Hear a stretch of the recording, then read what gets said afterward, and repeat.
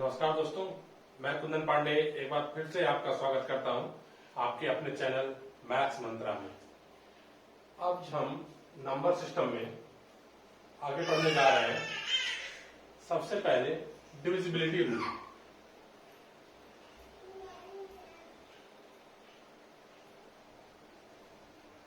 Divisibility rule Hindi में इसे विभाज्यता का नियम भी कहा जाता है। विभाज्यता का नियम। कोई भी संख्या किसी दूसरी संख्या से विभाजित होगी या नहीं, इसकी कुछ शर्तें होती हैं। सबसे पहले हम बात करते हैं 2 से विभाज्यता का नियम। 2 से विभाज्यता का नियम।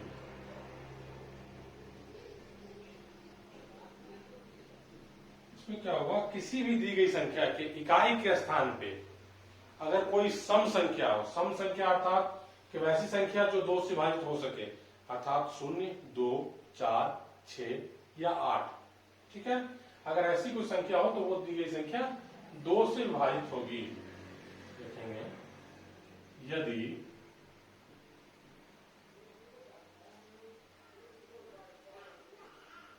इकाई के स्थान पर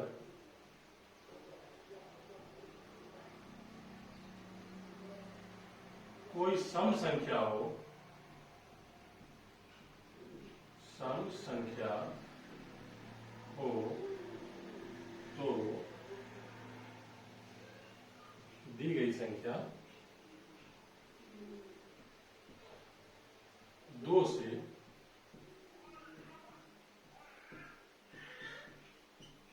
विभाजित होगी। जैसे कोई संख्या हम यहां लिखते हैं 2542। हम क्या देख रहे हैं कि इकाई स्थान पर सम संख्या है 2, तो ये 2 से विभाजित होगी। वैसे अगर हम लिखते हैं 2439, इकाई स्थान पर क्या है, 9 है, जो कि एक विषम संख्या है, अर्थात ये जो है ये 2 से विभाजित नहीं होगी। ठीक है। अब हम बात करते हैं 3 से विभाज्यता के नियम के बारे में। ठीक है, 3 से विभाज्यता का नियम। 3 से विभाज्यता का नियम क्या कहता है कि अगर दी गई संख्या को, जो संख्या हमें दी गई है, उस संख्या के सभी अंकों को हम पहले जोड़ देते हैं। ठीक है, तो जोड़ने के बाद हमें जो संख्या प्राप्त होती है, अगर वो संख्या 3 से विभाजित होगी तो दी गई संख्या भी 3 से विभाजित हो जाएगी। ठीक है, संख्या लिखेंगे, संख्या के दी गई संख्या के सभी अंकों के योग, अंकों का योग कर दीजिएगा, अंकों का योग यदि 3 से विभाज्य हो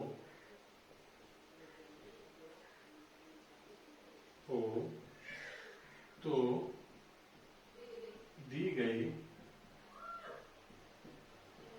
संख्या भी 3 से विभाज्य होगी। अर्थात अगर कोई संख्या हमें दिया गया है 2, 7, 5, 4, ठीक है, तो हम क्या करेंगे, इसके सभी अंकों को जोड़ देंगे।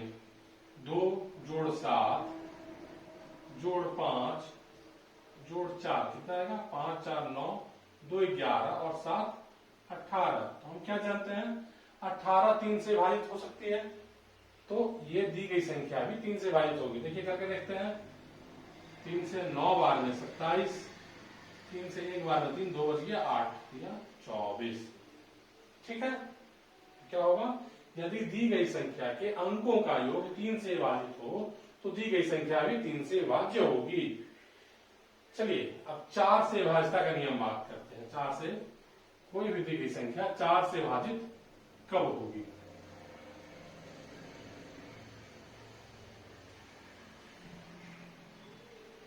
चार से विभाज्यता का नियम, यदि किसी दी गई संख्या के अंतिम दो अंकों अर्थात इकाई के स्थान के अंक और दहाई के स्थान के अंक, इन दोनों में अगर 4 से भाग लग जाए, इन दोनों से बनी हुई संख्या अगर 4 से विभाजित हो जाए तो दी गई पूरी संख्या 4 से विभाजित होगी। क्या लिखेंगे, यदि दी गई संख्या के इकाई तथा दहाई स्थान के अंकों से बनी संख्या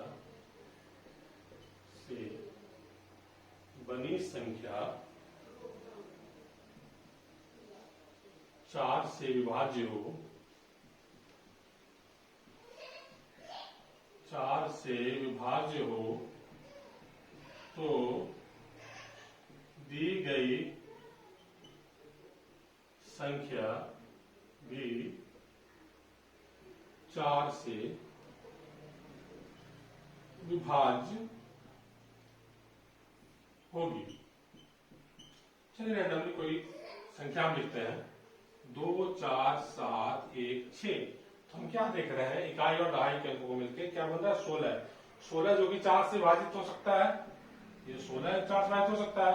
अब देखेंगे पूरी संख्या 4 से विभाजित होगी या नहीं। 2, 2, 4, 7, 1, 6, 4 से 8,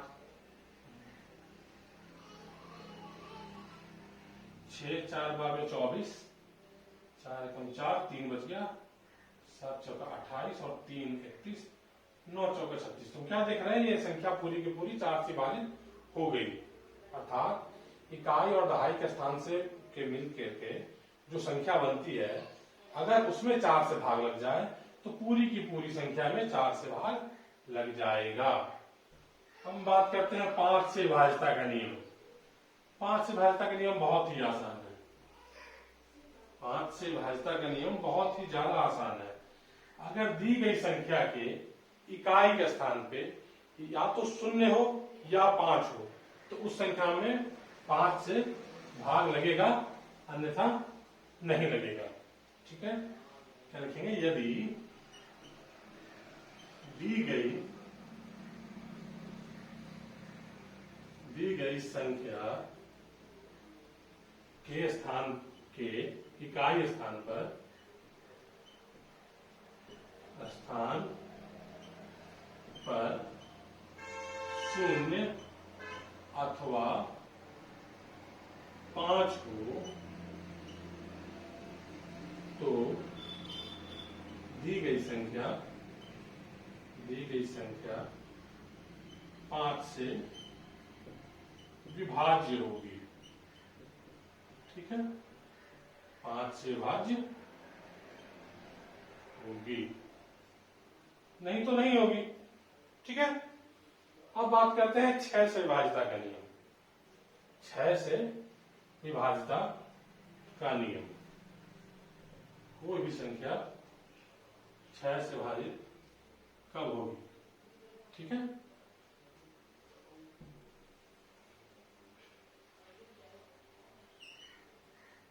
यदि दी गई संख्या 6 किसका मल्टीपल है, 2 का और 3 का, तो 2 और 3 दोनों से यदि की संख्या में भाग लग जाए तो 6 से भी लग जाएगा, नहीं तो नहीं लगेगा। दी गई संख्या में यदि दी गई संख्या 2 तथा 3 दोनों से विभाज्य हो,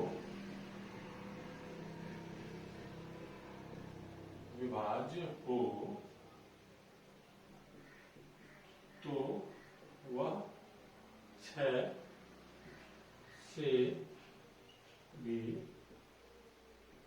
विभाज्य होगी। कैसे करेंगे, 2 या 3 से बाहर देके चेक नहीं करना है। यहाँ क्या देखना है, इकाई स्थान पर कोई सम संख्या है 2 से विभाजित है। यदि सभी संख्याओं का योग जो है वो अगर 3 से विभाजित हो जा रहा है तो दी गई संख्या 3 से विभाजित हो जाएगी। अगर ये दोनों कंडीशन को फुलफिल कर रहा है तो दी गई संख्या 6 से विभाजित हो जाएगी। अगर नहीं तो फिर 6 से विभाजित नहीं होगी।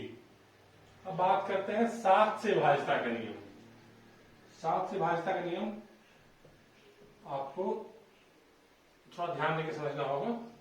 ये क्या कहता है, 7 से विभाजितता का नियम, यदि दी गई संख्या, ठीक है, जो भी संख्या में दी गई है उसके इकाई स्थान, दी गई संख्या के इकाई स्थान के अंक को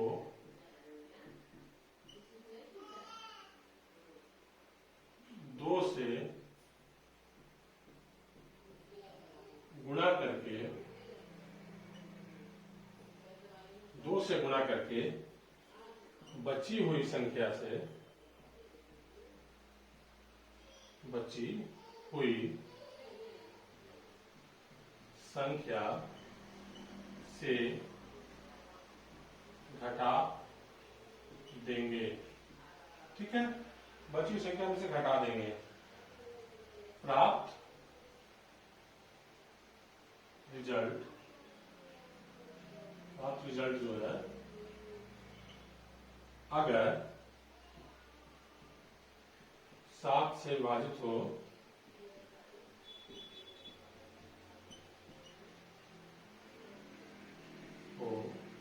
तो दी गई संख्या भी 7 से विभाज्य होगी। कैसे करेंगे, मान लेते हैं एक संख्या मेरे पास क्या है, 49 है। ठीक है, 49 है। इकाई के स्थान पे क्या है, मेरा 9 है ना, 9 को पहले 2 से गुना कर देंगे, क्या मिला हमें 18। 18 में से 4 को माइनस कर देंगे, क्या मिलेगा हमें 14। ये देखना क्या 14 7 से विभाजित है? अगर 14 7 से विभाजित है तो 49 भी 4 से विभाजित होगा। ठीक है, चलिए इसको 149 करके लिखते हैं। 9 दूनी 18, 18 में से हम 14 को अगर माइनस कर देते हैं तो क्या बचता है, रिजल्ट 4 बचता है। 4 तो विभाजित नहीं है तो ये क्या है, ये 7 से विभाजित नहीं होगा। ठीक है, 4 7 से विभाजित नहीं हो सकता है, इसलिए 149 भी विभाजित नहीं होगा। अब हम क्या करते हैं, आगे 8 से विभाजितता का नियम देखते हैं।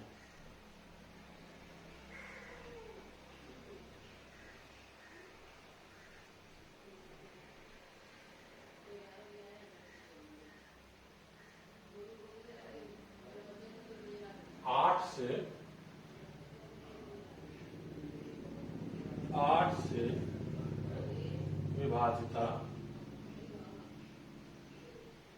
का नियम। ठीक है, ये बहुत ही आसान है। 8 से विभाजितता का नियम में क्या होता है, जो 4 का है उसमें क्या था, इकाई और दहाई के स्थान पे था। इसमें क्या है, 3, इकाई दहाई और सैकड़ा, इन तीनों स्थानों पर जो संख्या है अगर उसमें 8 से भाग लग जाए तो पूरी संख्या में भाग लग जाएगी। यदि दी गई संख्या के इकाई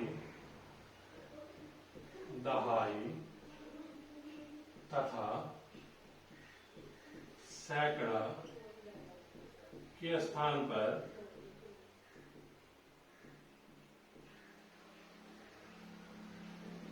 के अंकों से बनी संख्या 8 से विभाज्य हो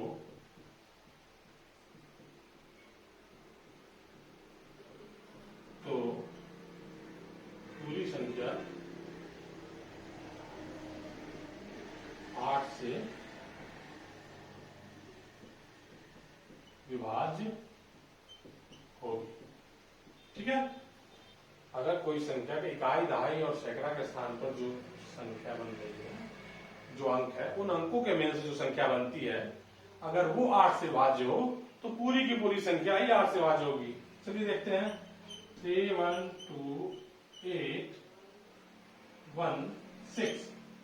ठीक है, अब देखते हैं यहाँ पे 3 अंकों से लेकर के 8 1 6 को डिवाइड करने की कोशिश करते हैं। 8 1 जा 8 0 8 दूनी 16। फिर देख रहे हैं भाई 16 रहा है, तो ये पूरा का पूरा भाई होना चाहिए नियम के हिसाब से।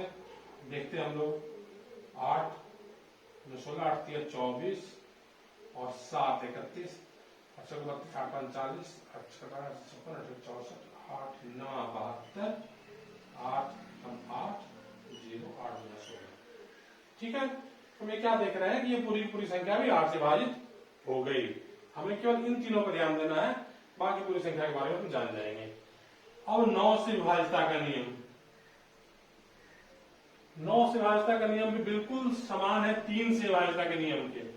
यदि अंकों के योग से बनी संख्या, यदि अंकों के योग से बनी संख्या 9 से विभाजित हो तो पूरी की पूरी संख्या ही 9 से विभाजित होगी। ठीक है, यदि अंकों के योग से बनी संख्या 9 से विभाजित हो तो पूरी की पूरी संख्या ही 9 से विभाजित होगी। चलिए देखते हैं, 6 4 2 6। ठीक है, इसको जोड़ते हैं, 6 4 10 2 12 और 6 18। हम क्या जानते हैं, 18 तो विभाजित होगा 9 से, तो ये पूरी की पूरी संख्या होनी चाहिए। चलिए चेक करते हैं, 9 9 27 9 4 36 9 5 45 9 6 54 9 6 63 7 बार में 63, एक चला गया, 9 का 9 3 9 4 36। हम क्या देख रहे हैं, ये पूरी पूरी संख्या विभाजित हो गई। ठीक है, यदि अंकों के योग से बनी संख्या 9 से विभाजित होगी तो पूरी की पूरी संख्या ही 9 से विभाजित हो जाएगी। और 10 से विभाज्यता का नियम तो आप सभी लगभग जानते ही होंगे। 10 से विभाज्यता का नियम क्या कहता है, यदि इकाई के स्थान पर शून्य हो, यदि इकाई के स्थान पर शून्य हो तो दी गई संख्या 10 से विभाजित होगी, और नहीं हो तो नहीं होगी। ठीक है, हम बात करते हैं 11 से विभाज्यता का नियम। 11 से विभाज्यता का नियम। ठीक है, 11 से विभाज्यता का नियम क्या कहता है, यदि हम कोई नंबर लिखते हैं, मान लीजिए 3 5 2 1, ठीक है 7। ठीक, अब क्या करेंगे, इन अंकों को रैंडमली जोड़ेंगे, एक को एक छोड़ करके जोड़ेंगे। एक को छोड़ा इसके साथ, इसको छोड़ के इसके साथ जोड़ेंगे। ठीक है, तो क्या मिला, 3 और 2 5, 5 और 7 12। ठीक है, 12। इन दोनों को जोड़ेंगे, क्या मिल रहा है, 5 और 1 6 मिल रहा है। तो 12 में से 6 को घटा देंगे, 12 माइनस 6, रिजल्ट क्या आ रहा, 6। क्या 6 11 से विभाजित है, तो नहीं है। 11 से विभाज्य नहीं है 6, तो ये पूरी की पूरी संख्या भी 11 से विभाज्य नहीं होगी। चलिए हम ये देखते हैं, इसे हम कुछ चेंजेस करने की कोशिश करते हैं, इसमें इसको 0 बना देते हैं। ठीक है, अरे देख लीजिए यहाँ पे क्या था, 3 5 2 1 7। भाग भी देखते, 11 33 2 बच गया, 11 दूना 22, इसमें नहीं रहेगा, 11 कम 11 नहीं लगा पूरा, 6 बच गया, 6 बच गया। ठीक है, 6 बच गया, तो इसको हटाते हैं। अब यहाँ पे देखते हैं क्या हो रहा है, हमने चेंज किया जिससे यहाँ पे 6 ना हो करके यहाँ पे 1 हो गया। ठीक है, 12 में से अगर हम लोग 1 घटा देते हैं तो हमें क्या मिलता है, 11 मिल रहा है, और 11 क्या है, 11 से भाजित है। तो अब हम देखते हैं कि क्या दी गई संख्या, ये पूरी की पूरी 11 से भाजित हो रही है। देखिए 3 0 2 1 7, 11 दूना 22 8 बच गया, 11 से 77 5 बच गया, 11 चौक 44 7 बच गया, 11 से 70, ये पूरा पूरा कट जा रहा है। उसी तरह अगर ये दोनों संख्याओं को ऐसे जोड़ने के बाद यहाँ पे इनका अंतर 0 भी आ गया तो भी दी गई संख्या 11 से विभाज्य होगी। ये हमने जाना विभाज्यता का नियम, डिविजिबिलिटी रूल। हम सभी बात करते हैं एलसीएम के बारे में। ठीक है, एलसीएम के बारे में। LCM full form lowest common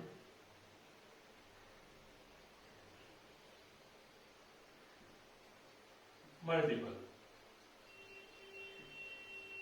ठीक है, हिंदी में इसे कहा जाता है लघुत्तम समावर्त। ठीक है, तो ये क्या कर रहा है, लोएस्ट कॉमन मल्टीपल किसी भी संख्या का। ठीक है, दो संख्या या तीन संख्याओं के पेयर का क्या है, ये लोवेस्ट कॉमन मल्टीपल है। मतलब वो छोटी से छोटी संख्या जो तीनों के पहाड़े में आ जाए, जिसमें तीनों से ही भाग लग जाए।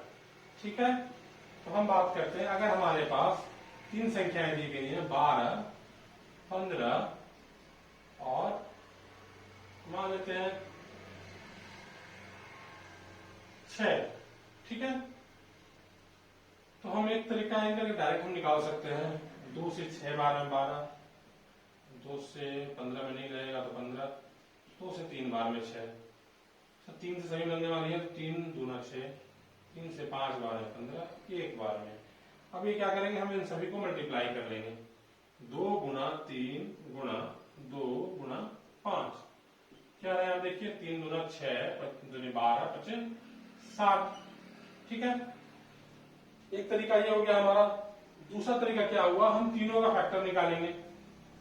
तीनों का फैक्टर निकालेंगे, थोड़ा मुश्किल है। 12 लिखते हैं, 12, 15, 6। देखिए, इसमें थोड़ी सी बात पर ध्यान देना है। क्या 12 क्या होगा, 2 गुना 2 गुना 3, 2 दूनी 4 या 12, उससे इसको 3 गुने 5। ठीक है, इसे क्या होगा, 2 गुना 3। ठीक है, हम देख रहे हैं यहां पे 2 है, यहां पे 2 है। देखेंगे 2 का रिपीटेशन सबसे अधिक कहां पे है, यहां पे, तो इसको लिख लेंगे, इसको नहीं लिखेंगे। 2 गुना 2 एलसीएम इक्वल टू 2 गुना 2।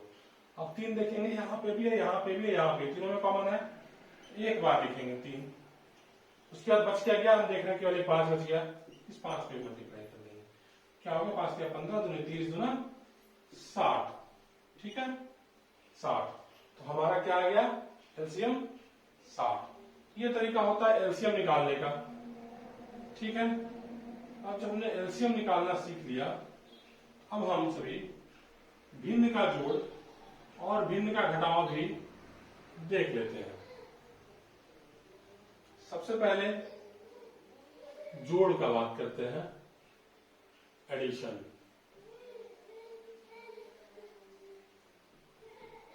ठीक है, क्या होता है, अगर कोई संख्या हमें दी गई है 1/5 जोड़ 3/5।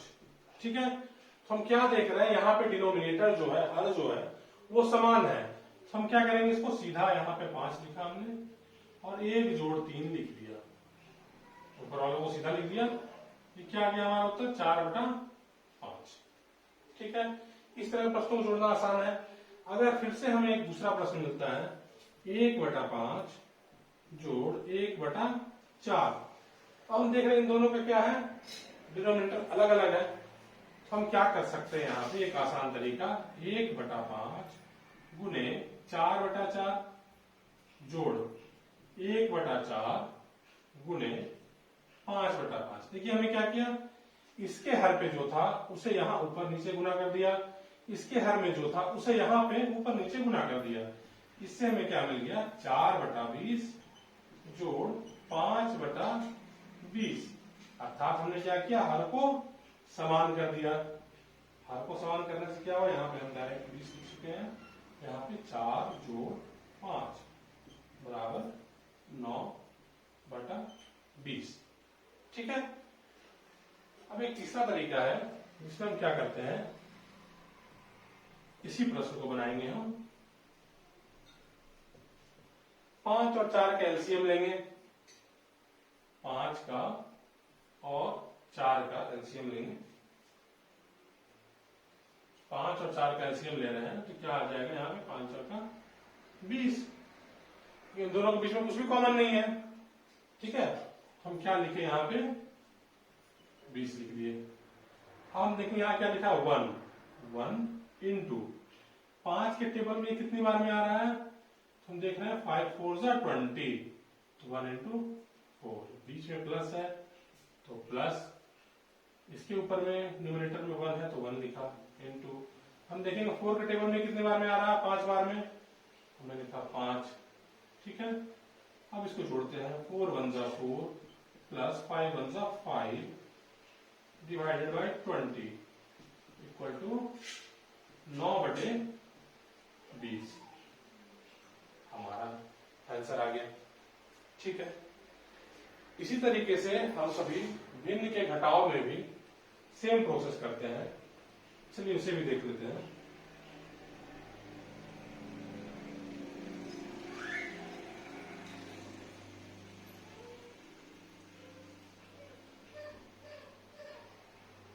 भिन्न का घटाव, सबट्रैक्शन,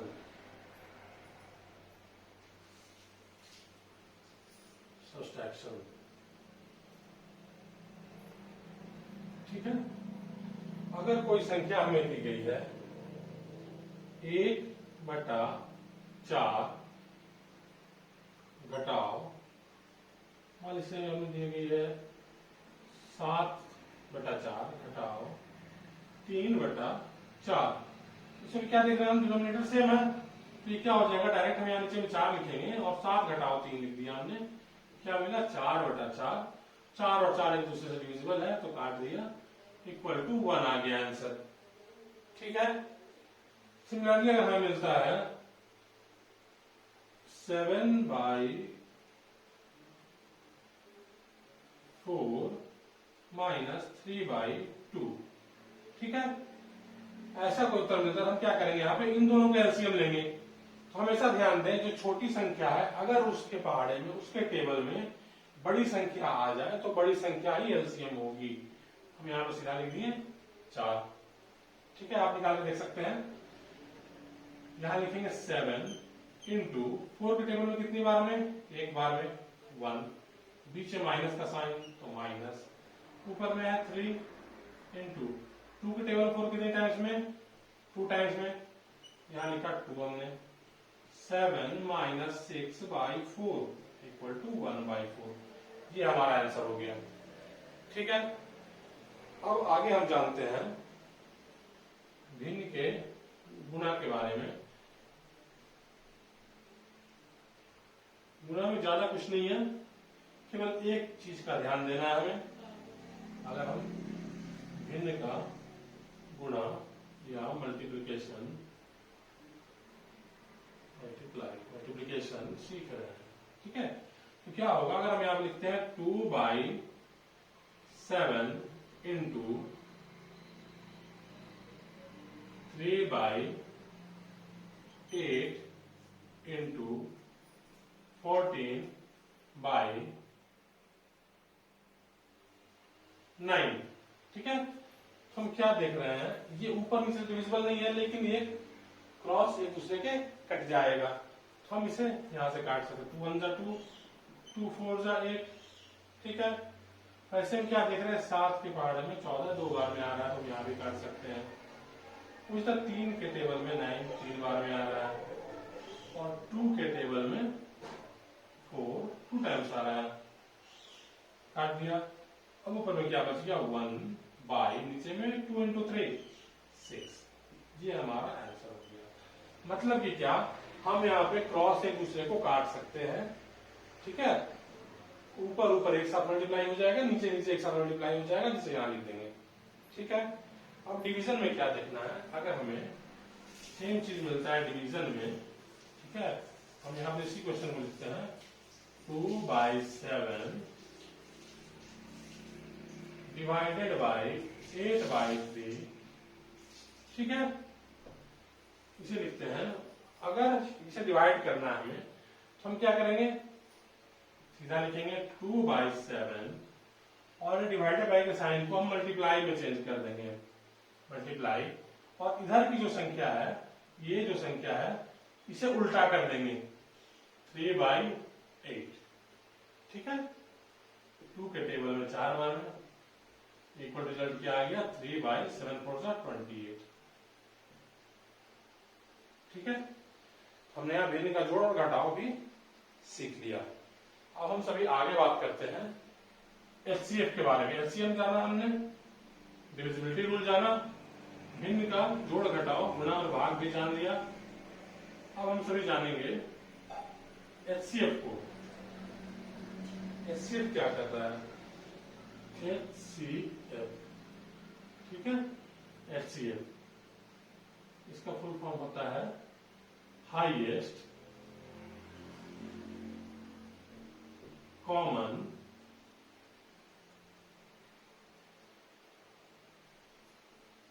फैक्टर। ठीक है, हाईएस्ट कॉमन फैक्टर, इसे हिंदी में महत्तम समापवर्त भी कहा जाता है। ठीक है, हाईएस्ट कॉमन फैक्टर का मतलब क्या, वो छोटी से छोटी संख्या जो दी गई 2 या 3 या 4, 2 या 2 से अधिक कितनी भी संख्याओं के जोड़े में से कॉमन हो। ठीक है, जिससे उन सभी में भाग लग जाए। चलिए देखते हैं क्या होता है। अगर किसी संख्या को हम यहां पर लिखते हैं, मान लीजिए हमने 12 लिखा, 15 लिखा,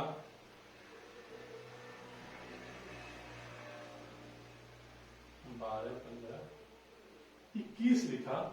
ठीक है, और इन तीनों का हमें एचसीएफ निकालना है। ठीक है, तो पहला तरीका क्या होता है, हम सभी 12 लिखेंगे। 12 का फैक्टर कितना, 2 × 2 × 3।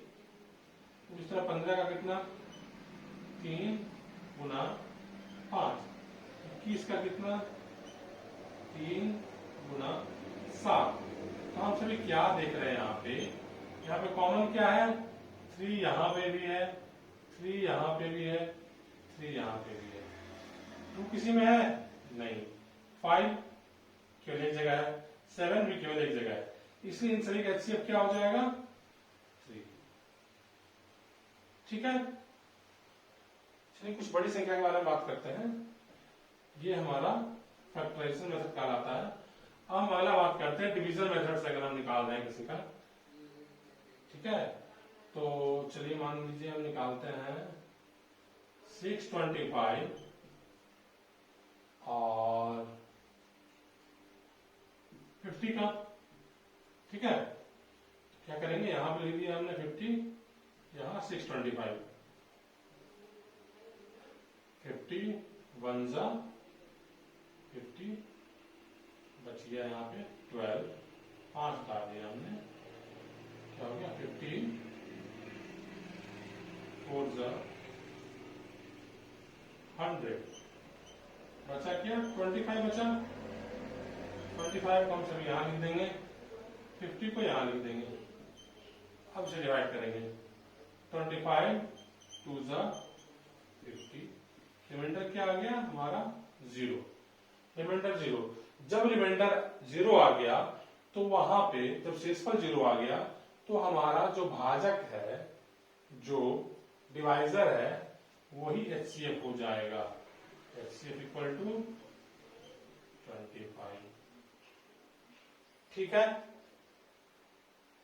सेम चीज को हम यूक्लिड के विभाजन प्रमेयिका से भी निकाल सकते हैं। इंग्लिश मीडियम के बच्चे इसे यूक्लिड डिवीजन लेमा भी कहते हैं। चलिए ट्राई करते हैं, 625 और 50 का ही, 625 और 50 का ही निकालते हैं by Euclid division lemma. Hindi में लिखेंगे यूक्लिड विभाजन प्रमेयिका से। इसमें क्या लिखेंगे, 625 बराबर यूक्लिड विभाजन प्रमेयिका क्या कहती है, a equal to b q plus r.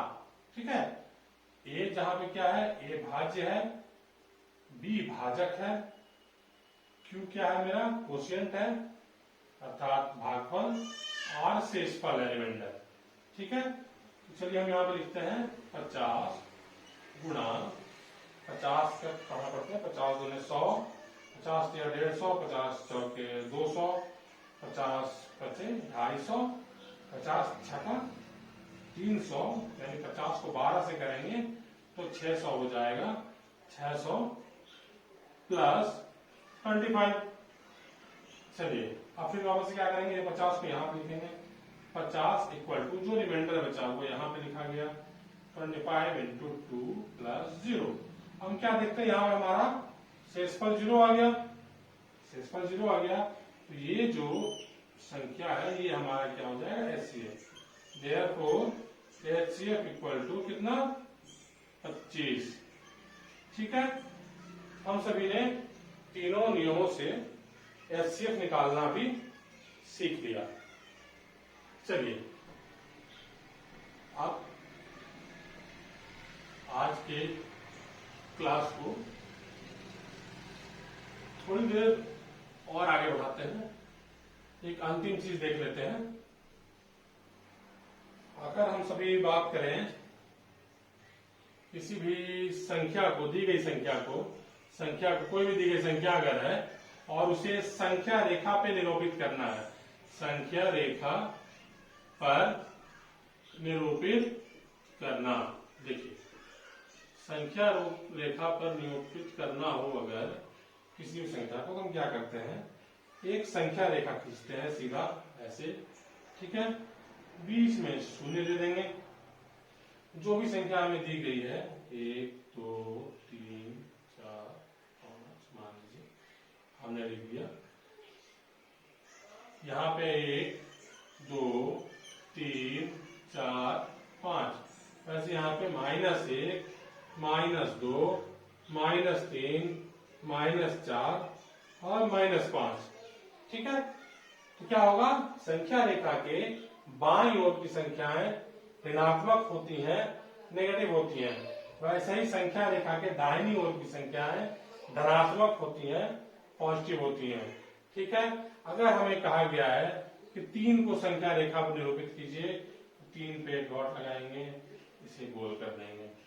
ठीक है, उसी तरह हमें अगर कहा जाता है कि 2/3 को निरूपित कीजिए, 2/3 को निरूपित कीजिए, तो सबसे आसान तरीका क्या होगा इसका, सबसे आसान तरीका होगा कि हम यहाँ पे क्या करें, इसे 1/3 2/3 3/3 4/3 5/3 3/3 को हम सभी 1 भी लिख सकते हैं। ठीक है, 3/3 को हम सभी 1 भी लिख सकते हैं। वैसे यहाँ पे क्या हो जाएगा, -1/3 -2/3 -3/3 -4/3 -5/3। ठीक है, ठीक है, तो अब हम क्या करेंगे, हमने 2/3 बोला गया है, 2/3 यहाँ पे है, सर्कल कर दिया हमने। अगर -2/3 बोलता इसे करते हैं। ठीक है, तो आज के लिए इतना ही। उम्मीद करता हूं आपको आज का सेशन पसंद आया होगा। अगर मेरी वीडियो आपको पसंद आई हो तो मेरे वीडियोस को लाइक करें और चैनल को सब्सक्राइब जरूर से जरूर करें और बेल आइकन को जरूर प्रेस करें ताकि हमारी हर वीडियो की अपडेट आप तक सबसे पहले पहुंच पाए। तब तक के लिए धन्यवाद। आपका दिन सफल हो, आप सभी परीक्षाओं में सफलता प्राप्त करें। धन्यवाद।